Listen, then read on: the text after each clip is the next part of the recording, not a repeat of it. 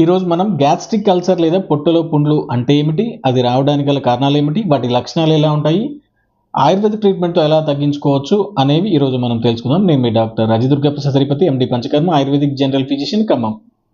మన శరీరం మీద ఎలాగైతే మనకు పుండ్లు ఏర్పడతాయో పొట్ట లోపల అంటే స్టమక్ లోపల పుండ్లు ఏర్పడడాన్ని మనం గ్యాస్ట్రిక్ అల్సర్ లేదా పొట్టలో పుండ్లు అని అంటాము. మన జీర్ణాశయం లోపలి గోడలకు రక్షణగా మ్యూకస్ మెంబ్రేన్ థిక్ లేయర్, సున్నితమైన జిగురు పొర ఉంటుందన్నమాట. వివిధ కారణాల వలన ఈ ఈ పొర ఏదైతే ఉంటుందో ఇది దెబ్బతినటం ఫలితంగా మనకు పొట్టలో పుండ్లు లేదా గ్యాస్ట్రిక్ అల్సర్ అనేవి ఏర్పడడం అనేది జరుగుతుంది.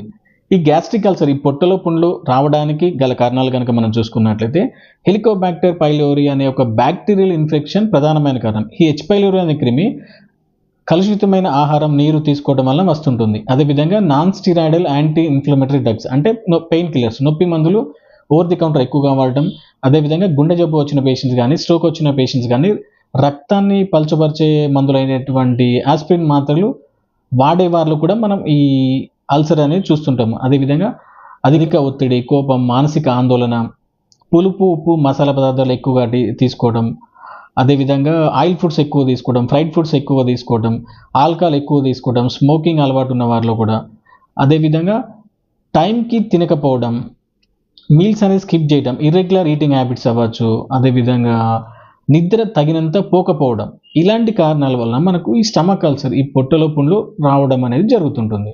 ఈ గ్యాస్ట్రిక్ అల్సర్, ఈ పొట్టలో పుండ్లు ఉన్న వారిలో మన లక్షణాలు కనుక చూసుకున్నట్లయితే అప్పర్ అబ్డామినల్ మన బ్రెస్ట్ బోన్ కింద నొప్పి, మంట, తిన్న వెంటనే నొప్పి, కడుపు ఉబ్బరం, తేన్పులు, పొట్టంతా టైట్గా ఫుల్గా అనిపించడం, వాంతి వికారం అనిపించడం, అదేవిధంగా ఇండైజెషన్, ఆకలి తగ్గడం, బరువు తగ్గడం, మోషన్ ఫ్రీగా లేకపోవడం, మలబద్ధకం, కొంతమందిలో వాంతి అయిన తర్వాత నొప్పి అనేది తగ్గడం, మోషన్ నల్లగా తార్లాగా రావడం, ఇలాంటి లక్షణాలు ఈ గ్యాస్ట్రిక్ అల్సర్ సమస్యతో బాధపడే వారిలో మనం చూస్తుంటాము. ఈ గ్యాస్ట్రిక్ అల్సర్స్కి సంబంధించి మనం ట్రీట్మెంట్స్ కనుక చూసుకున్నట్లయితే ఆయుర్వేదంలో మంచి మెడిసిన్స్ ఉన్నాయి, అదేవిధంగా ట్రీట్మెంట్స్ కూడా ఉన్నాయి.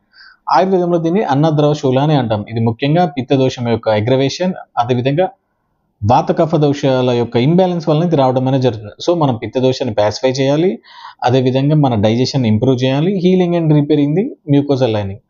సో ఈ బాడీలో ఉన్న ఎక్సెస్ పిత్తం వలన మనకు యాసిడ్, హీట్ అనేది ఎక్కువ ఉత్పత్తి అయ్యి దాని ఫలితంగా మనకి ఈ అల్సర్స్ ఏర్పడడం అనేది జరుగుతుంది.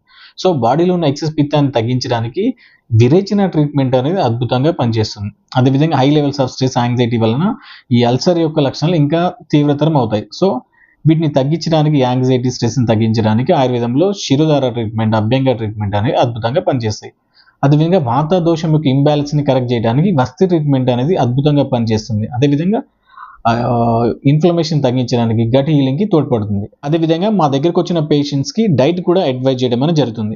సో ఈ గ్యాస్ట్రిక్ అల్సర్స్ని సరైన టైంలో ట్రీట్మెంట్ తీసుకోకుండా అలసత్వం చేసినట్లయితే కనుక అది గ్యాస్ట్రిక్ క్యాన్సర్కు కూడా మారే అవకాశం ఉంటుంది. సో ఎవరైతే ఈ గ్యాస్ట్రిక్ అల్సర్ సమస్యతో బాధపడుతున్నారో మీ దగ్గరలో ఉన్న క్వాలిఫైడ్ ఎండి ఆయుర్వేదిక్ ఫిజిషియన్ని సంప్రదించి తగు సలహాలు మరియు ట్రీట్మెంట్ తీసుకోవచ్చు, లేదా మమ్మల్ని ఆన్లైన్ కన్సల్టేషన్ ద్వారా కూడా సంప్రదించవచ్చు. Thank you all.